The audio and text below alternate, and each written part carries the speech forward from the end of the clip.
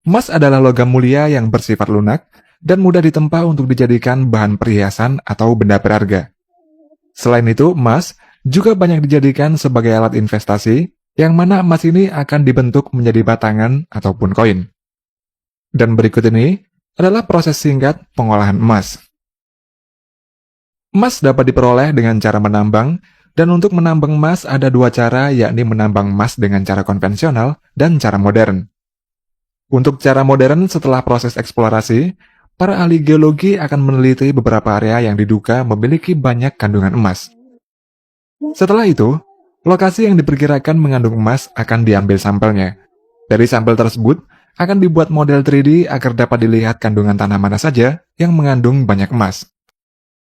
Proses berikutnya adalah penggalian dan peledakan. Nantinya alat berat akan mengambil bebatuan hasil ledakan atau yang disebut dengan ore ini untuk dimasukkan ke dalam dump truck. Ore tersebut kemudian dianalisa pada laboratorium khusus untuk mengetahui tingkat kandungan emas, dan nantinya ore ini akan dibedakan menjadi dua, yaitu high grade ore dan low grade ore. Pada high grade ore, memiliki partikel emas lebih banyak dibandingkan dengan low grade ore. Dan grade pada ore ini juga menentukan bagaimana ore tersebut akan diproses. Sedangkan bebatuan yang tidak mengandung emas disebut dengan waste rock atau batuan limbah, dan batuan limbah ini akan dibawa ke tempat khusus di pertambangan. Untuk low grade ore akan dibawa ke leach pad, sedangkan untuk high grade ore akan dibawa ke pabrik pengolahan emas. Leach pad merupakan sebuah tempat pengolahan biji emas untuk low grade ore. Ore tersebut kemudian nantinya akan disemprot dengan senyawa sianida untuk memisahkan emas dari batuan lainnya. Cairan emas yang dihasilkan dari penyemprotan sianida tersebut kemudian akan dikumpulkan pada reservoir, lalu dipompa menuju tangki-tangki yang mengandung partikel karbon.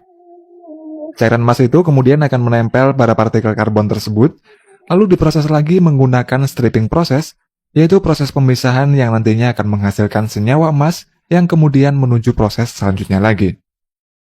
Sedangkan untuk high grade ore akan dibawa menuju pabrik pengolahan emas. High grade ore akan dimasukkan ke mesin penggilingan sehingga akan menjadi fine sand atau ore berbentuk butiran halus, dan nantinya akan menuju ke proses terakhir, yakni proses memisahkan emas dari pasir.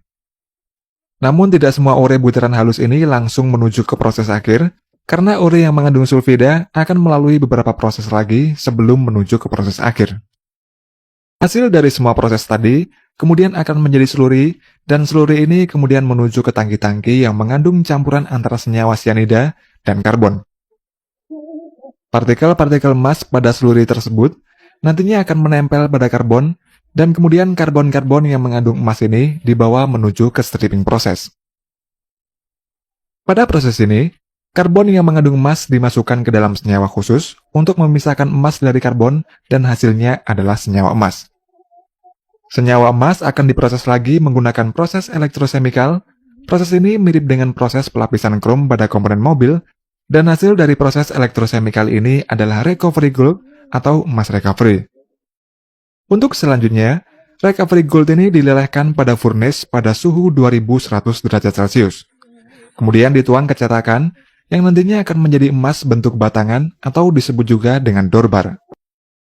Dorbar ini terdiri dari 85% emas dan 15% perak, dan nantinya dorbar ini akan diolah lagi menjadi emas murni bullion. Bullion merupakan istilah umum untuk menyebut emas atau perak murni dengan kemurnian minimal 99,5% dan berwujud batangan ataupun koin untuk dijadikan aset investasi. Untuk emas murni atau emas 24 karat, biasanya hanya dipakai dalam komponen elektronik saja.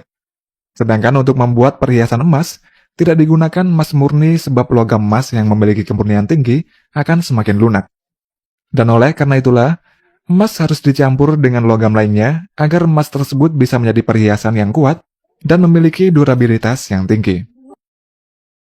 Dalam proses membuat emas dengan karat tertentu, emas murni akan dimasukkan ke dalam suatu wadah, lalu diberi logam tambahan seperti perak atau tembaga, di mana untuk persentase berapa karat emas yang dibuat, tergantung dari jumlah kadar persentase emasnya.